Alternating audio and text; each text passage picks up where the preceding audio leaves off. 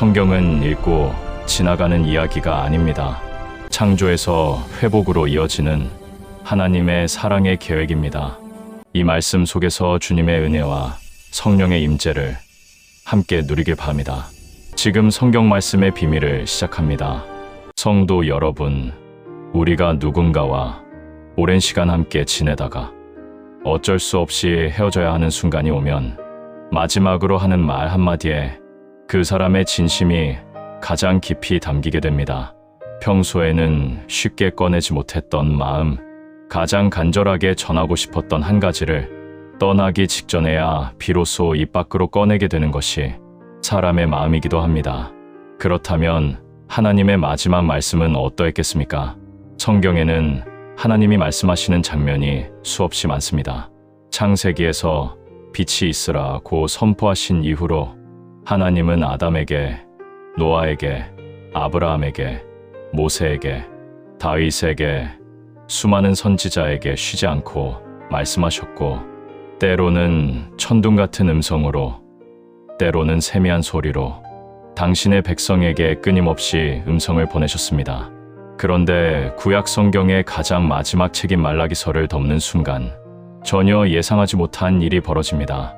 하나님은 그 이후로 400년이라는 긴 세월 동안 단 한 명의 선지자에게도 음성을 주지 않으셨고, 단 하나의 계시도 내려주지 않으셨으며, 단 한 줄의 새로운 말씀도 기록되지 않았습니다.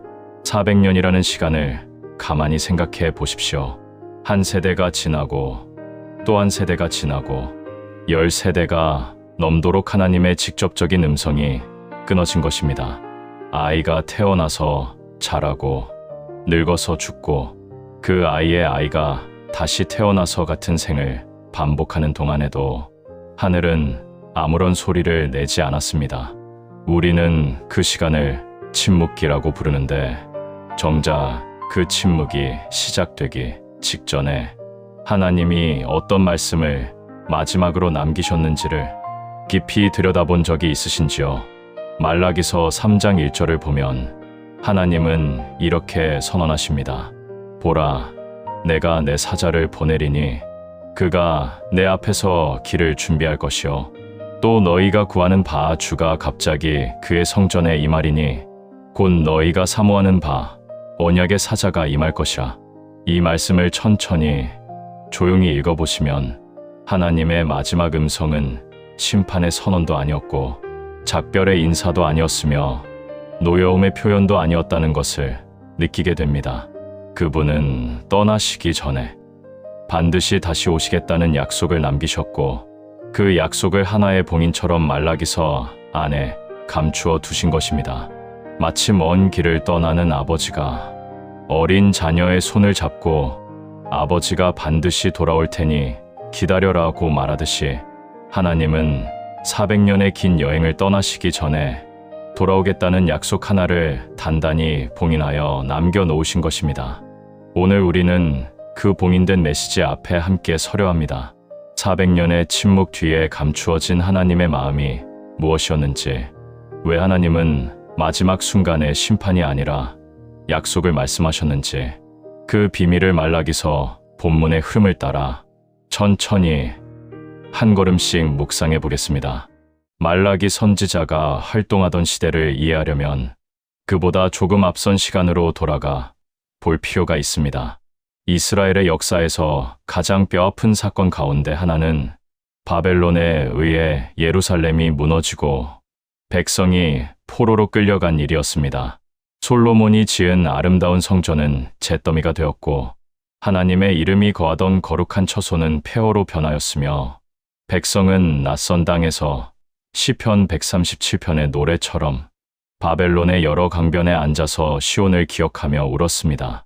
그 기나긴 포로 생활이 끝나고 고레스 왕의 칙령에 의해 마침내 귀환이 허락되었을 때 백성의 마음은 얼마나 벅찼겠습니까? 다시 예루살렘으로 돌아가고 다시 성전을 세우고 다시 하나님께 예배할 수 있다는 소망에 많은 이들이 눈물을 흘리며 고향 땅을 밟았을 것입니다.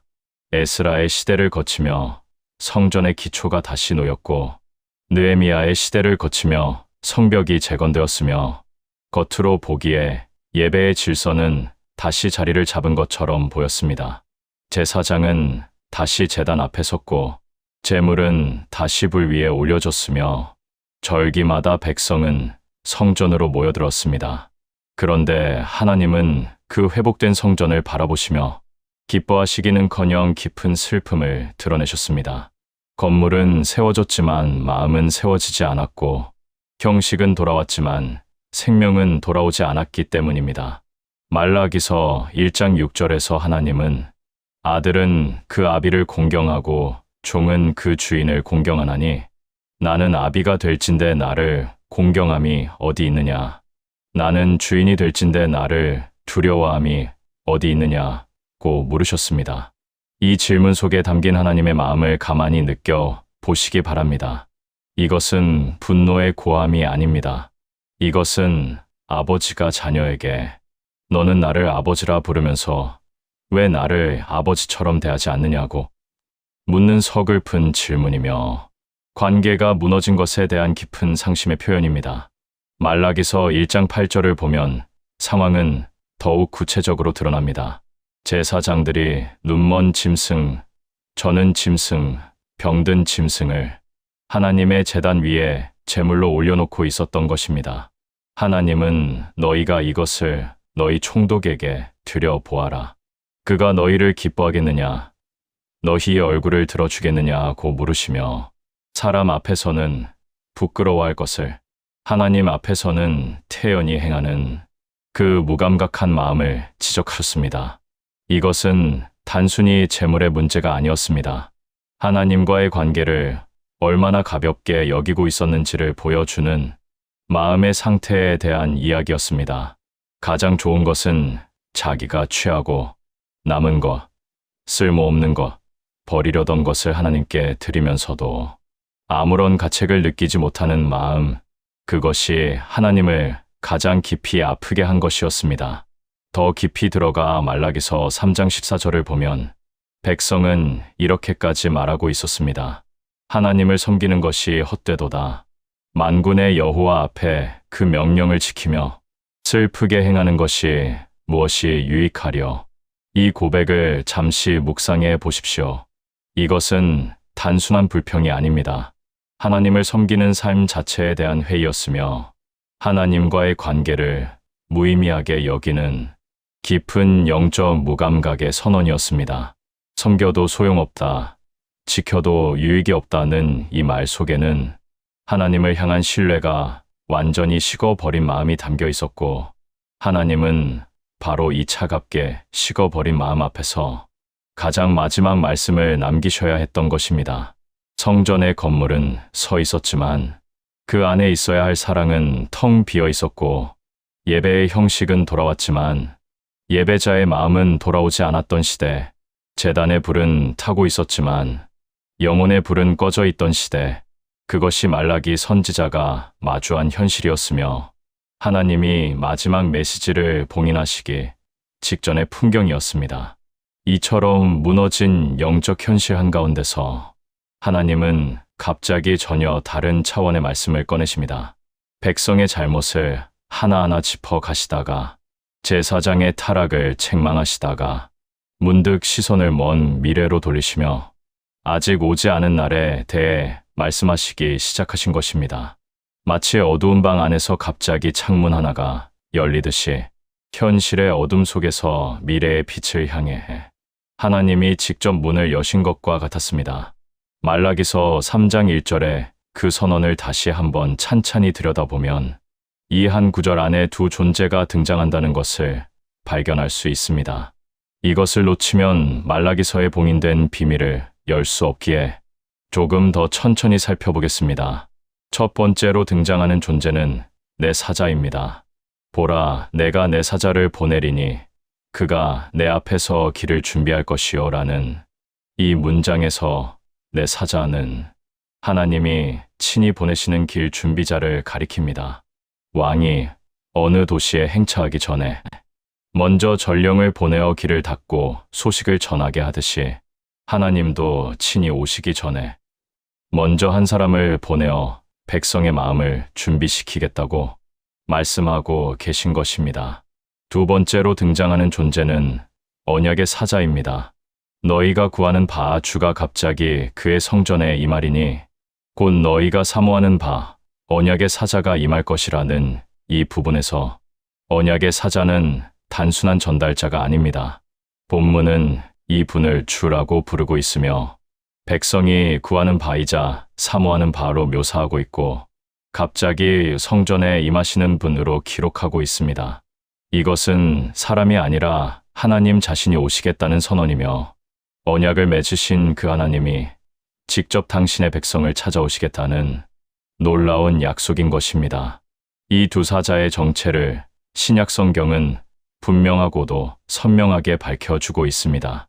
마태복음 11장 10절에서 예수님은 세례 요한을 가리키시며 기록된 바 보라 내가 내 사자를 내 앞에 보내노니 그가 내 앞에서 내 길을 준비하리라 한 자가 이 사람이니라고 말라기의 예언을 직접 인용하셨습니다. 세례 요한이 바로 말라기가 예언한 내 사자, 곧 길을 준비하는 자였던 것입니다. 누가복음 1장 17절에서는 천사 가브리엘이 세례 요한의 아버지 사가랴에게 나타나 그가 엘리야의 심령과 능력으로 주 앞에 앞서가서 아버지의 마음을 자녀에게로 돌이키며 거스르는 자를 의인의 슬기에 돌아오게 하여 주를 위하여 세운 백성을 준비하리라고 선언하였는데 이것은 말라기서 4장 5절과 6절의 예언이 세례 요한을 통해 성취될 것이라는 확증이었습니다. 그렇다면 언약의 사자는 누구이겠습니까? 세례 요한이 길을 준비한 뒤에 오신 그분, 요한이 보라 세상 죄를 지고 가는 하나님의 어린 양이로다라고 가리킨 바로 그분, 예수 그리스도이십니다. 이것은 곧 구약의 마지막 페이지 안에 신약의 첫 장면이 이미 예고되어 있었다는 뜻이며 말라기서에 봉인된 메시지의 핵심은 단순한 심판 예고가 아니라 반드시 오실 분에 대한 약속이었다는 것을 보여줍니다. 구약이라는 긴 이야기의 마지막 문장 속에 신약이라는 새로운 이야기의 첫 문장이 이미 숨겨져 있었으니 하나님은 마지막 말씀을 하시면서 끝을 선언하신 것이 아니라 새로운 시작을 예비하고 계셨던 것입니다. 편지의 마지막 줄에 다시 만나자고 쓴 사람은 그 편지를 끝으로 관계를 맺으려는 것이 아니라 다음 만남을 이미 마음에 품고 있는 것처럼 하나님은 말라기서라는 마지막 편지의 끝에 내가 반드시 오겠다는 약속을 적어 두신 것입니다. 여기서 우리가 깊이 묵상하며 오래 머물러야 할 지점이 하나 있습니다. 이것을 지나치면 말라기서에 봉인된 비밀을 표면적으로만 이해하고 마는 것이 되기에 조금 더 느린 걸음으로 이 본문 앞에 서 보겠습니다. 말라기서 전체를 처음부터 끝까지 읽어보면 하나님의 음성에는 분명하고도 뜨거운 분노와 책망이 담겨 있습니다. 1장에서는 흠 있는 제물을 드리는 제사장을 향해 질타하셨고 2장에서는 언약을 어긴 제사장의 입술을 책망하셨으며 3장에서는 11조를 멈추고 하나님의 것을 도적질하는 백성을 꾸짖으셨고 하나님을 섬기는 것이 헛되다고 말하는 자들의 교만을 드러내셨습니다. 이처럼 말라기서 전체에 흐르는 정서는 하나님의 깊은 상심과 거룩한 분노입니다. 그렇기에 이 책의 마지막은 당연히 무서운 심판의 선포로 끝날 것이라고 예상하는 것이 자연스럽습니다. 하나님이 이토록 노하셨으니 마지막 결론은 그러므로 내가 너희를 벌하겠다가 될 것이라고 누구나 짐작할 수 있기 때문입니다. 그런데 말라기서의 마지막 장면은 그 예상을 완전히 뒤집는 방향으로 흘러갑니다. 말라기서 4장 1절에서 하나님은 분명히 만군의 여호와가 이르노라. 그날이 이르리니 교만한 자와 악을 행하는 자는 다 초계 같을 것이라. 그 이르는 날이 그들을 살라. 그 뿌리와 가지를 남기지 아니하리라고 선언하시며 심판의 날을 예고하십니다. 그러나 바로 그 다음 구절인 말라기서 4장 2절에서 하나님은 놀랍게도 이렇게 말씀을 이어가십니다. 내 이름을 경외하는 너희에게는 의로운 해가 떠올라서 치유하는 광선을 비추리니 너희가 나가서 외양간에서 나온 송아지 같이 뛰리라. 이 말씀 앞에서 잠시 멈추어 보십시오. 의로운 해가 떠오른다는 것은 기나긴 밤이 끝나고 아침이 온다는 뜻이며, 치료하는 광선을 비추리니라는 것은 상처 입은 자를 고치시겠다는 약속이고, 외양간에서 나온 송아지 같이 뛰리라는 것은 갇혀있던 존재가 자유를 얻어 기쁨으로 뛰어노는 장면입니다. 이것은 심판의 언어가 아닙니다. 이것은 회복의 언어이며 치유의 언어이고 해방의 언어이며 기쁨의 언어입니다.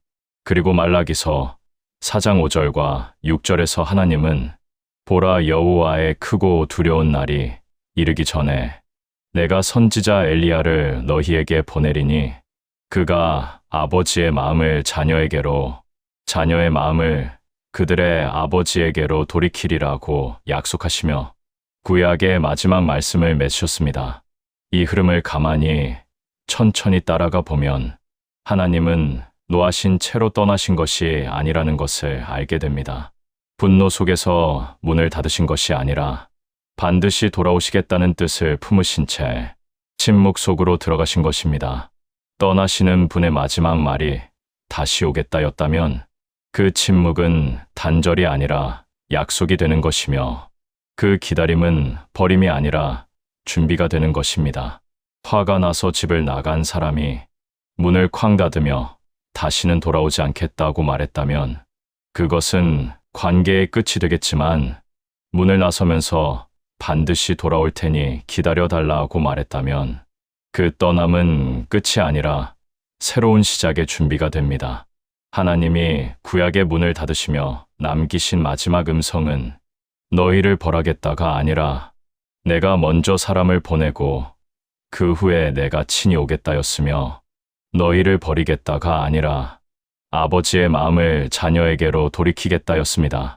이것이 말라기에 봉인된 메시지의 가장 깊은 비밀이며, 하나님의 본심이 언제나 심판이 아니라 관계의 회복을 향해 있었다는 조용하고도 확실한 증거입니다. 하나님은 벌 주시려고 침묵하신 것이 아니라 가장 큰 선물을 준비하시느라 침묵하셨던 것이며, 그 선물이 준비되는 데에 400년이라는 시간이 필요했던 것입니다. 그렇게 말라기서의 마지막 문장이 기록된 뒤 하나님은 정말로 침묵하셨습니다. 400년이라는 시간이 얼마나 긴 세월인지 우리의 감각으로는 가늠하기 어렵습니다.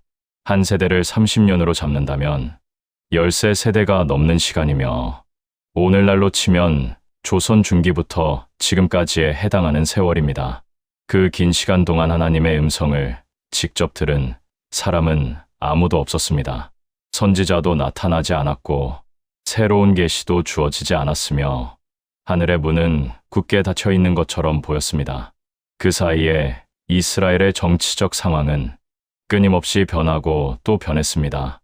페르시아의 지배 아래 있다가 그리스의 알렉산더 대왕에게 정복당하였고, 알렉산더가 죽은 뒤에는 그의 장군들이 나눠 가진 왕국들 사이에서 이리 밀리고 저리 치이는 고통의 세월을 보내야 했습니다. 안티오쿠스 에피파네스라는 잔인한 왕은 예루살렘 성전에 제우스의 제단을 세우고 돼지를 제물로 바치는 끔찍한 모독을 행하기까지 했으며, 잠시 독립을 되찾는 듯 했지만 결국 로마 제국의 철권 아래에 무릎을 꿇어야 했습니다. 이 모든 고난의 시간 동안 어떤 이들은 말라기가 전한 하나님의 약속을 기억하며 언약의 사자가 오시기를 간절히 기다렸을 것이고, 어떤 이들은 세대가 바뀌고 또 바뀌는 사이에 그 약속마저 희미하게 잊혀져 갔을 것입니다. 성전은 여전히 서 있었지만 하나님이 정말 오시는 것인지 아무도 확신할 수 없는 시간이 흘러갔습니다. 그런데 400년의 봉인이 마침내 열리는 순간은 사람들이 상상한 방식과는 전혀 다른 모습이었습니다. 봉인은 예루살렘 성전의 지성소에서 열리지 않았습니다. 대제사장의 장엄한 선포로 열리지도 않았고, 사내들인 공회의 권위 있는 결정으로 열리지도 않았으며 화려한 왕궁에서 선포되지도 않았습니다. 마태복음 3장 1절부터 3절을 보면 세례 요한이라는 한 사람이 유대 광야에 나타나 회개하라 천국이 가까이 왔느니라고 외치기 시작하였습니다. 마가복음 1장 6절의 기록에 따르면 그는 낙타 털옷을 입고 허리에 가죽띠를 두르고 메뚜기와 석청을 먹으며 살았다고 되어 있으니 어떤 종교 권위도 어떤 정치 권력도 어떤 화려한 배경도 갖지 못한 사람이었습니다. 그런데 성경은 이 사람이 이사야 선지자가 말한 광야에서 외치는 자의 소리라고 기록하고 있으며 예수님은 마태복음 11장 14절에서 세례 요한을 가리켜 만일 너희가 즐겨 받을진대 오리라 한 엘리야가 곧 이 사람이니라고 직접 확인해 주셨습니다. 이 장면을 깊이 묵상해 보면 놀라운 반전이 드러납니다. 말라기가 예언한 엘리야는 성전 안에서가 아니라 광야 한가운데서 나타났습니다. 400년의 침묵을 깨뜨린 것은 종교 지도자의 선언도 정치적 사건도 군사적 승리도 아닌 아무것도 없는 빈 들판에서 울려 퍼진 한 사람의 음성이었습니다. 하나님은 언제나 사람의 예상 밖에서 역사하시는 분이시며 가장 낮고 가장 작은 곳에서 가장 큰 비밀을 여시는 분이십니다. 모세를 부르신 곳은 미디안 광야였고 다윗을 택하신 곳은 양을 치던 들판이었으며 엘리야에게 음성을 주신 곳은 호렙산의 동굴이었듯이 400년의 봉인을 여시는 장소로 하나님이 택하신 곳 역시 권력의 중심이 아니라 아무도 주목하지 않는 광야였습니다. 세례 요한이 광야에서 외친 그 첫 마디 회개하라는 헬라어로 메타노에이테인데 이것은 마음을 돌이키라는 뜻으로서 사실 말라기서의 마지막 메시지와 정확히 같은 말이었습니다. 말라기서 3장 7절에서 하나님이 내게로 돌아오라고 말씀하셨던 그 음성이 400년의 침묵을 뚫고 광야에서 다시 울려 퍼진 것입니다. 봉인은 깨뜨리는 것이 아니라 열리는 것이며 하나님이 정하신 때에 하나님이 정하신 방식으로 하나님이 정하신 사람을 통해 열리는 것임을 이 장면은 조용히 보여주고 있습니다. 이스라엘의 400년 이야기를 여기까지 따라오셨다면 어쩌면 이 말라기의 이야기가 단지 옛날 이스라엘만의 이야기가 아니라는 것을 마음 어딘가에서 느끼고 계실지도 모릅니다. 기도했지만 응답이 없던 시간, 하나님을 불렀지만 아무런 음성도 들리지 않던 시간, 교회에 나가고 예배를 드리며 말씀을 읽었지만 마음 깊은 곳에서는 하나님이 정말 나를 보고 계신 걸까? 내 기도를 정말 듣고 계신 걸까라는 의심이 조용히 자라나던 시간이 우리에게도 있었을 것입니다. 그 시간이 한 달일 수도 있고 1년이 될 수도 있으며 어떤 분에게는 5년, 10년이 될 수도 있습니다. 병상에 누워 하나님께 매달렸지만 병은 낫지 않았던 날들이 있었을 것입니다. 매일 새벽마다 무릎을 꿇고 자녀를 위해 눈물로 기도했지만 자녀의 마음은 더 멀어져만 가는 것 같았던 날들이 있었을 것입니다. 직장에서 부당한 일을 당하면서 하나님, 왜 악한 자가 잘 되고 바르게 사는 사람이 고통을 받습니까? 라고 말라기 시대의 백성과 똑같은 질문을 품었던 밤이 있었을 것입니다. 사업이 무너지는 것을 바라보면서 사랑하는 사람과의 관계가 끊어지는 것을 경험하면서 건강이 허물어지는 것을 견디면서 하나님을 섬기는 것이 정말 의미가 있는 걸까? 이렇게 기도해도 달라지는 것이 없는데 이 믿음의 길을 계속 걸어야 하는 걸까라고 혼자만의 마음속에서 중얼거렸던 적이 한 번쯤은 있으셨을 것입니다. 그 마음을 하나님은 모르지 않으십니다. 아시고도 침묵하고 계신 것이 아니라 들으시고도 아직 때가 아니어서 기다리고 계신 것입니다. 말라기서 3장 16절을 보면 그 어둡고 무감각한 시대 한가운데서도 그때의 여호와를 경외하는 자들이 서로 말하매 여호와께서 그것을 귀를 기울여 들으시고 여호와를 경외하는 자와 그 이름을 존중히 여기는 자를 위하여 여호와 앞에 있는 기념책에 기록하셨다고 성경은 기록하고 있습니다. 이 구절을 천천히 읽어 보십시오. 하나님은 침묵하고 계신 것처럼 보이는 그 시간에도 듣고 계셨습니다. 귀를 기울여 주의를 집중하여 한마디도 놓치지 않으시며 듣고 계셨습니다. 그리고 단지 듣기만 하신 것이 아니라 기억의 책에 기록까지 하고 계셨습니다. 우리가 밤에 홀로 흘린 눈물도 새벽에 떨리는 목소리로 올린 기도도 아무에게도 말하지 못하고 삼킨 한숨도 하나님은 다 듣고 계셨고 다 기록하고 계셨다는 것입니다. 응답이 없다는 것과 하나님이 없다는 것은 결코 같은 것이 아닙니다. 소리가 들리지 않는다고 해서 그분이 멀리 가신 것이 아니며 보이지 않는다고 해서 그분이 떠나신 것이 아닙니다. 이스라엘의 400년이 증명하듯이 가장 긴 침묵 뒤에 가장 위대한 응답이 준비되고 있었던 것처럼 지금 봉인된 것처럼 느껴지는 그 시간 속에서도 하나님은 우리가 상상할 수 없는 방식으로 우리가 꿈꾸지도 못한 크기로 무언가를 준비하고 계신 줄 믿으시기 바랍니다. 이스라엘이 400년을 기다린 끝에 받은 응답은 선지자 한 명이 아니었습니다. 왕 한 명이 아니었습니다. 하나님의 아들 예수 그리스도 자신이 직접 오신 것이었습니다. 하나님의 침묵이 길었던 만큼 그 침묵을 깨뜨리고 오신 응답도 상상할 수 없이 크고 놀라운 것이었습니다. 말라기서에 봉인된 메시지가 400년의 침묵을 거쳐 마침내 가리킨 곳은 어디였겠습니까? 세례 요한이 광야에서 길을 준비한 뒤 말라기가 예언한 언약의 사자로 오신 분은 사람들이 기대한 것처럼 예루살렘 성전의 지성소에 나타나시거나 로마를 몰아내는 군사적 영웅의 모습으로 등장하시지 않았습니다. 그분은 베들레헴이라는 작은 마을에서 여관에 방이 없어 마구간으로 밀려난 자리에서 짐승의 먹이통인 구유에 눕혀진 아기의 모습으로 이 세상에 오셨습니다. 누가복음 2장 7절의 기록처럼 처사들을 낳아 강보로 싸서 구유에 뉘었으니 이는 여관에 있을 곳이 없음이로라는 이 한 줄 안에 하나님이 이 땅에 오신 방식의 비밀이 담겨 있습니다.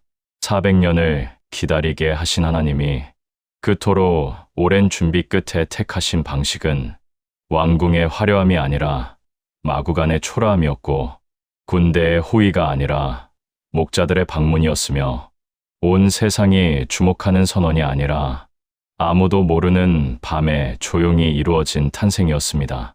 말라기서 4장 2절에 기록된 의로운 해는 해가 뜨듯이 이 땅에 빛으로 오신 예수 그리스도를 가리키는 것이었으며 치료하는 광선을 비추리니라는 약속은 앞을 보지 못하는 자의 눈을 여시고 걷지 못하는 자를 일으키시며 나병 환자의 살을 깨끗하게 하시고 죄인의 마음을 어루만지신 그분의 사역 속에서 한 가지씩 성취되어 갔습니다. 그러나 봉인된 메시지의 최종 목적지는 베들레헴의 구유에서 멈추지 않았습니다. 그분이 이 땅에서 걸으신 마지막 길은 갈보리라 불리는 언덕 위의 십자가를 향한 길이었습니다. 말라기서에서 언약의 사자라고 불리신 그분은 새로운 언약을 자신의 피로 맺으시기 위해 십자가 위에서 자신을 내어주셨으며 구약의 모든 제물이 가리키던 완전한 제물이 되셨습니다. 말라기서 1장에서 하나님이 탄식하셨던 흠 있는 제물, 병든 제물, 눈먼 제물의 문제는 결국 예수 그리스도라는 흠없는 어린 양의 제물로 단번에 완전히 영원히 해결되었습니다. 구약의 마지막 책과 신약의 첫 번째 책 사이에는 성경 책장으로는 겨우 한 페이지의 거리밖에 없지만 그 한 페이지 사이에 400년의 시간이 놓여 있고 그 400년의 끝에 하나님이 직접 사람의 몸을 입고 오셔서 십자가에서 죽으시고 사흘 만에 다시 살아나신 인류 역사상 가장 놀라운 비밀이 숨겨져 있었습니다. 하나님은 말라기를 통해 내가 오겠다고 약속하셨고 정말로 오셨습니다. 그것도 심판자의 모습이 아니라 구원자의 모습으로, 왕좌가 아니라 십자가 위에서 벌을 내리시는 것이 아니라 벌을 대신 받으시는 방식으로 당신의 백성을 찾아오셨습니다. 구약의 마지막 봉인은 결국 십자가 위에서 찢어진 것이며, 그 찢어진 봉인 사이로 흘러나온 것은 심판이 아니라 용서였고, 정죄가 아니라 사랑이었으며, 버림이 아니라 영원한 품으로의 초대였습니다. 마태복음 27장 51절에 기록된 것처럼 예수님이 십자가에서 숨을 거두시는 순간 성전의 휘장이 위에서 아래까지 찢어졌는데, 이것은 하나님과 사람 사이를 가로막고 있던 마지막 봉인이 완전히 열렸다는 선언이었습니다. 말라기의 봉인은 베들레헴에서 열리기 시작하여 갈보리에서 완성되었고, 부활의 아침에 영원히 확증되었습니다. 더 이상 감추어진 비밀이 아니라 모든 사람을 향해 활짝 열린 은혜가 된 것입니다. 성도 여러분, 말라기서 4장 5절과 6절에서 하나님은 엘리야를 보내시겠다고 약속하시며, 그가 아버지의 마음을 자녀에게로, 자녀의 마음을 그들의 아버지에게로 돌이키리라고 구약의 가장 마지막 말씀을 맺으셨습니다. 하나님이 성경의 한 시대를 마감하시면서 마지막으로 남기신 말씀의 주제가 돌이킴이었다는 사실을 깊이 새겨보시기 바랍니다. 심판도 율법도 경고도 명령도 아닌 돌아오라는 것이 하나님의 마지막 음성이었습니다. 마지막 순간에 하나님이 가장 하고 싶으셨던 말씀은 내가 너를 벌하겠다가 아니라 아버지와 자녀의 마음이 다시 하나가 되게 하겠다였으며, 끊어진 관계를 다시 잇고 멀어진 마음을 다시 가깝게 하는 것이 하나님의 가장 깊은 소원이셨던 것입니다. 말라기서 3장 7절에서도 하나님은 같은 마음을 이렇게 표현하고 계십니다. 만군의 여호와가 이르노라. 너희는 내게로 돌아오라. 그리하면 나도 너희에게로 돌아가리라. 이 말씀을 소리내어 읽지 않으셔도 좋으니 마음속으로 천천히 되뇌어 보십시오. 너희는 내게로 돌아오라. 그리하면 나도 너희에게로 돌아가리라. 이 한 문장 안에 하나님의 모든 마음이 담겨 있습니다. 하나님은 먼저 돌아오라고 명령만 하시는 분이 아니라 우리가 한 걸음을 떼는 순간 당신도 우리를 향해 달려오시겠다고 약속하시는 분이십니다. 누가복음 15장에 기록된 탕자의 비유에서 아버지가 돌아오는 아들을 멀리서 보고 달려가 목을 안고 입을 맞추셨던 것처럼, 하나님은 우리의 돌아옴을 기다리실 뿐 아니라 우리가 발걸음을 돌이키는 바로 그 순간 당신이 먼저 달려오시는 분이십니다. 말라기에 봉인된 마지막 메시지는 먼 옛날 이스라엘에게만 주어진 예언이 아닙니다. 그것은 오늘 이 자리에서도 여전히 울려 퍼지는 하나님의 음성이며, 지금 이 시간 침묵 속에서 하나님을 기다리고 있는 한 사람 한 사람을 향한 초대장입니다. 혹시 지금 하나님이 멀리 계신 것 같으십니까? 기도에도 하늘이 닫혀 있는 것 같으십니까? 믿음의 길이 막다른 골목처럼 느껴지십니까? 말라기의 이야기를 기억하십시오. 400년의 침묵은 하나님의 부재가 아니었습니다. 그 침묵은 가장 위대한 선물을 준비하시는 시간이었으며, 그 봉인은 때가 되면 반드시 열리는 약속이었습니다. 그리고 그 봉인을 여는 열쇠는 먼 미래에 있는 것이 아니라 돌아오는 발걸음이 시작되는 바로 그 순간에 있습니다. 완벽하게 준비된 뒤에 돌아오는 것이 아니라 부족한 그대로, 지친 그대로, 상처 입은 그대로 하나님, 제가 돌아왔습니다 라고 고백하는 그 한마디가 봉인을 여는 열쇠가 되는 것입니다. 하나님은 지금도 말씀하고 계십니다. 말라기 때에도, 400년의 침묵 속에서도, 세례 요한의 광야에서도, 베들레헴의 구유에서도, 갈보리의 십자가 위에서도, 그리고 오늘 이 자리에서도 하나님은 같은 말씀을 쉬지 않고 하고 계십니다. 내게로 돌아오라. 그러면 내가 너에게로 돌아가리라. 400년의 침묵을 뚫고 오신 그 하나님이 오늘 여러분의 침묵 속에도 이미 와 계시며 여러분이 흘린 눈물을 기억의 책에 기록해 두셨고 여러분이 새벽에 올린 기도를 귀 기울여 듣고 계셨음을 이 말라기에 봉인된 메시지가 증거하고 있습니다. 그 봉인된 약속이 오늘 이 시간 여러분의 삶 위에 열리는 은혜롭고도 복된 날이 되시기를 축복하며 하나님이 준비하신 놀라운 응답이 여러분의 400년을 깨뜨리는 주님의 은혜가 오늘 여러분의 삶에 임하시길 기도합니다. 아멘.